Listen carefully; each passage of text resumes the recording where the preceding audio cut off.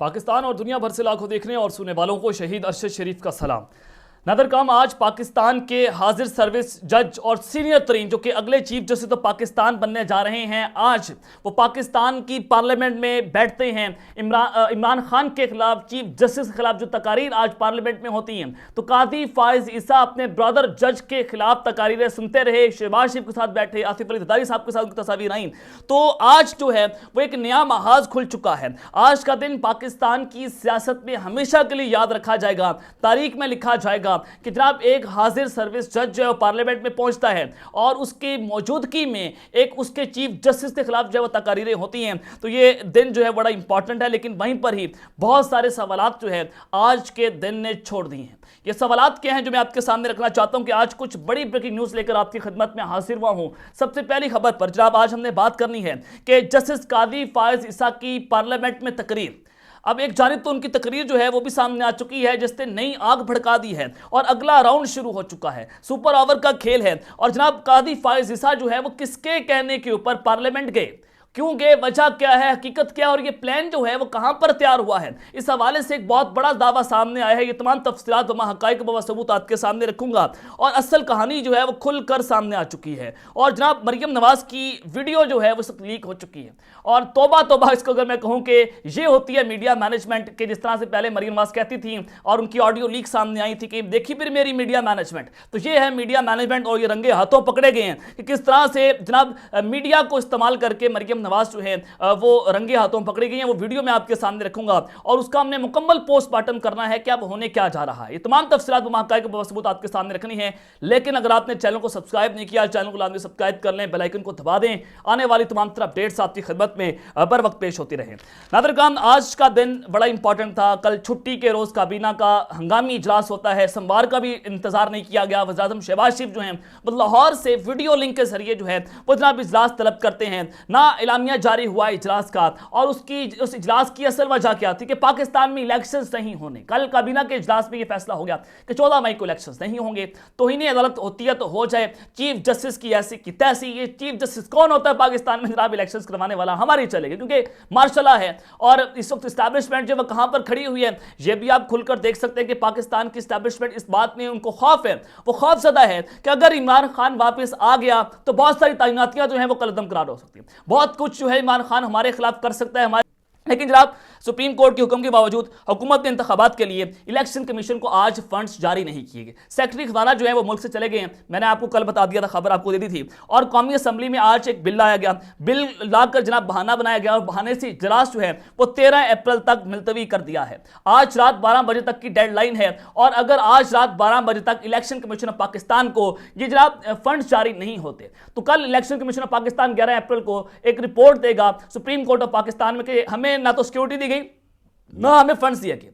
और supreme court of Pakistan क्या आज देखना होगा कि क्या अदालतें आज रात 12 बजे खुलेंगी। 9 अप्रैल की रात को अदालत खुली और यह बहाना बनाया गया कि पाकिस्तान में जनाब जो है वो आइन तोड़ने जा रहे हैं इमरान खान जो है वो आइन तोड़ देगा, पाकिस्तान में मार्शल लॉ लग जाएगा। इस्लामाबाद हाई कोर्ट खुली, मार्च की तारीख थी, पटिशन में तारीख उस पर दर्ज नहीं थी और उस पटिशन में लिखा गया कि इमरान खान जनरल बाजवा को सह करने जा रहे। हालांकि कोई ऐसा मामला काबीना के इजलास में नहीं हुआ था, खान साहब ने इसकी तरदीद कर दी थी, लेकिन जनाब पटिशन मार्च के अंदर तय हुई थी। 9 अप्रैल की रात को वो सारी चीजें वहां पर जाती हैं और अत्तर अल्लाह कहते हैं कि उस रात जब अदालतें खुली वो गैर आईनी काम था, यानी कि justice chief justice Islamabad high court के थे वो अतर मिनल ने गैर आईनी काम किया और पाकिस्तान की जो ताकतवर हल्के हैं उनकी इशारों पर नाचते हुए जनाब वो अदालतें खोली गई थी और सबको पता था कि वो अदालतें जो किसने खुलवाई। छुट्टी के रोज अदालतें खुलती हैं, रात 12 बजे अदालतें खुलती हैं। पाकिस्तान की तारीख जो है वो जनाब उस 9 अप्रैल को याद रखेगी। लेकिन कुछ और भी खबरें वो भी मैं जरा आपके सामने रख दूं कि आज पार्लियामेंट में जो कुछ हुआ वो बहुत इंपॉर्टेंट था। पार्लियामेंट के जो मुश्तरका इजलास हुआ है वहां पर इजलास ने supreme court practice and procedure bill जो है वो कसरत राय से मंजूर कर लिया है। Supreme court practice and procedure bill 2023 वज़ीर कानून ने पेश किया। अपोजिशन की शदीद नारेबाजी एजेंडे की कापियां फाड़कर स्पीकर की जानिब उछाल दी और जनाब मुश्तरका इजलास ने सुप्रीम कोर्ट में जो बिल पास किया है कि उसमें होने क्या जा रहा है। इस मौके पर जनाब तहरीक इंसाफ के सीनियर सेनेटर्स जो हैं उन्होंने जब शदीद नारेबाजी की और यहां तक कि जो नूर आलम खान जब तकरीर करने आए तो वहां पर लोटे लोटे के नारे भी लगाए गए। अब जनाब इनकी ये इज्जत औकात रह चुकी है और जो जो राजा रियाज हैं कि उनको तो नून लीग वाले पहचानते भी नहीं हैं और उनको जब वो सारा मामला भी आपके सामने है। और पीटीआई के सेनेटर मोहसिन लगारी एहतजाज का हिस्सा बनने से उन्होंने इनकार कर दिया और इस हवाले से जनाब सदर पाकिस्तान जो है वो पहले भी ये बिल जो है वापस कर चुके हैं। सदर मुमलिकत ने पार्लियामान की कानून साजी पर मनफी जो है वो तबसरा किया। ये जनाब वज़ीर कानून जो उन्होंने पार्लियामेंट में ये अपना खिताब किया और ये आपको अंदाजा हो जाना चाहिए कि सुप्रीम कोर्ट जो है उनको इस वक्त कन्फाइड करने की कोशिशें हो रही हैं। इलेक्शन कमीशन ऑफ पाकिस्तान जो है उनके जनाब उनके आइन में तरमीम करके और उसमें तरमीम ये होगी कि इलेक्शन कमीशन ही पाकिस्तान में इलेक्शन की तारीख का ऐलान कर सकता है और कोई इदारा जो है या कोई इंडिविजुअल जो है वो पाकिस्तान में इलेक्शन की तारीख का ऐलान नहीं कर सकता।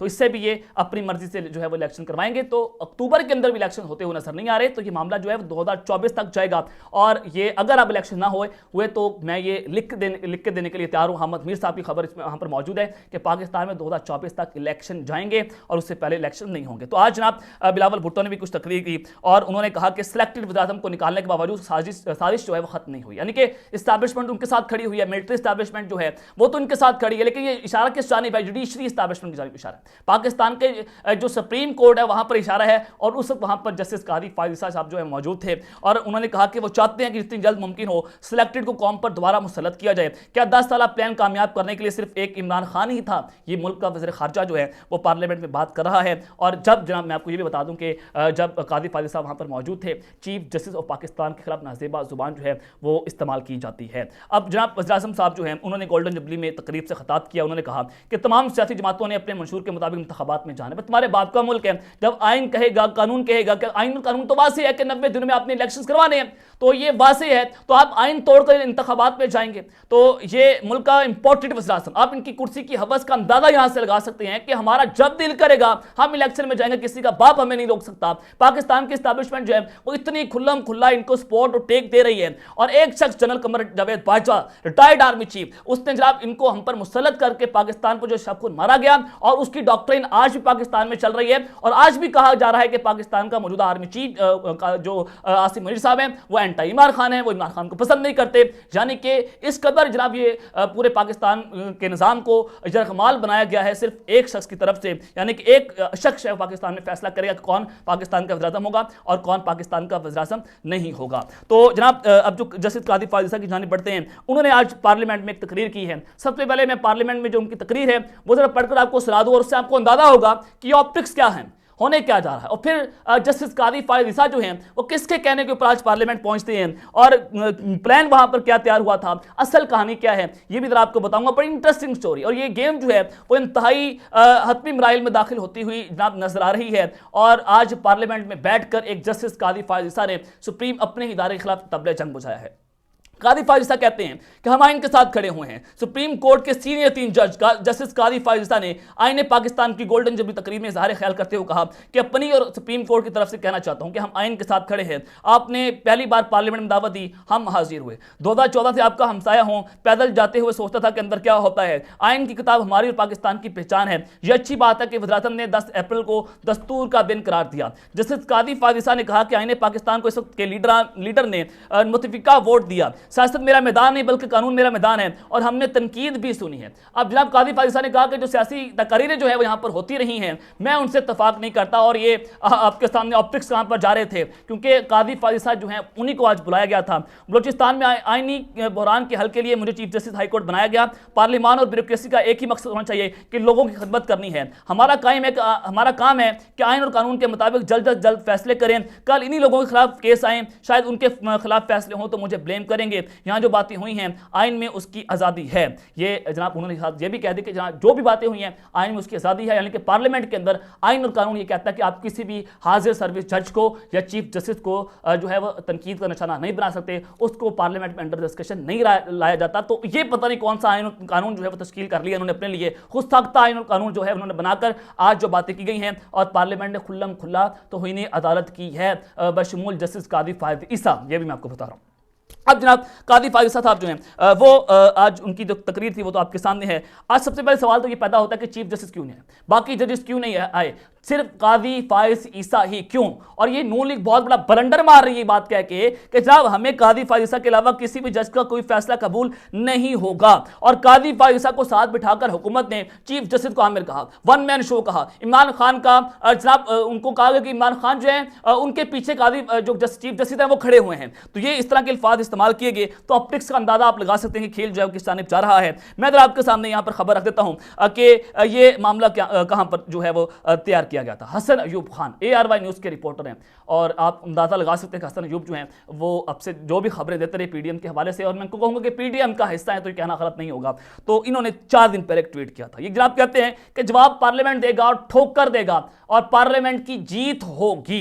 ये जनाब उन्होंने 4 दिन पहले ट्वीट किया था, यानी कि 4 दिन पहले ये तय हो चुका था रेड जोन के अंदर। और ये कहां पर तय हुआ था, यानी कि क्या काजी फाइज ईसा के बराह रास्त ताल्लुकात और उनके राब्ते थे PDM के साथ, ये भी बड़ा अहम सवाल है। और काजी फाइज ईसा की मौजूदगी ने जवाब दिया और बताया कि पार्लियामेंट ने ठोकर जवाब दिया कि एक हाजिर सर्विस जज को साथ बिठाकर चीफ जस्टिस के खिलाफ जो है वो इस तरह की बातें जो है तकरीरें की गई हैं। तो ये एक अहम सवाल था कि जस्टिस काजी फाइज ईसा जो है वो किसके कहने के ऊपर आज पार्लियामेंट गए हैं।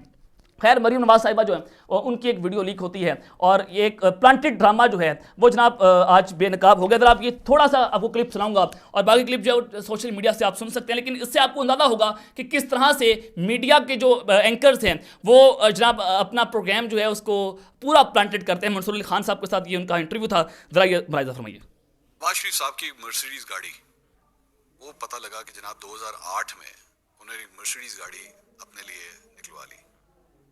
क्या जरूरत थी जबकि गाड़ी अलाउड नहीं है? नहीं, वो गाड़ी जो है वो उनको जो हमारे बहुत करीबी दोस्त मुल्क हैं, सऊदी प्रिंस हैं अब्दुल्ला बिन अब्दुल अजीज नाम में मिली थी। आज कब मिली थी? मैं मुझे एग्जैक्टली ईयर याद नहीं, 90s के अंदर। हाँ, लेकिन मेरी एक बात सुने, तोशा खाना की जब आपने घड़ी की बात की, तोशा खाना से कानूनी तौर पर जो आपका कानून कहते हैं उसके मुताबिक कोई चीज़ खरीदना पैसे जमा करा के जो परसेंटेज हुकूमत पाकिस्तान ने मुकर्रर की हो, उसमें कोई गलत बात नहीं। अब वो होनी चाहिए नहीं होनी चाहिए, लेना चाहिए नहीं लेना चाहिए, वो एक अलग बहस। 90s में ली हुई गाड़ी, एक सेकंड, लेकिन तोशा खाना से चीज चोरी करना वो जुर्म है। ठीक, 90s में ली हुई गाड़ी 2008 में क्यों क्लियर हो रही है? 90s में ली गई गाड़ी 2008 में क्यों क्लियर हो रही है? क्योंकि वो जो मेरी इल्म में जहाँ तक फैक्ट है वो ये है कि जब यूसुफ रजा गिलानी साहब के, मेरे ख्याल उनकी हुकूमत थी तब, जी ऐसे ही, तो उन्होंने कहा ये तोहफा आपको मिला हुआ है और ये आपकी है, ये खड़ी हुई है और आप इसके जो भी जो ड्यूज हैं, जो परसेंटेज है वो पे करें। गाड़ी अलाउड नहीं थी उस वक्त, गाड़ी अलाउड नहीं थी।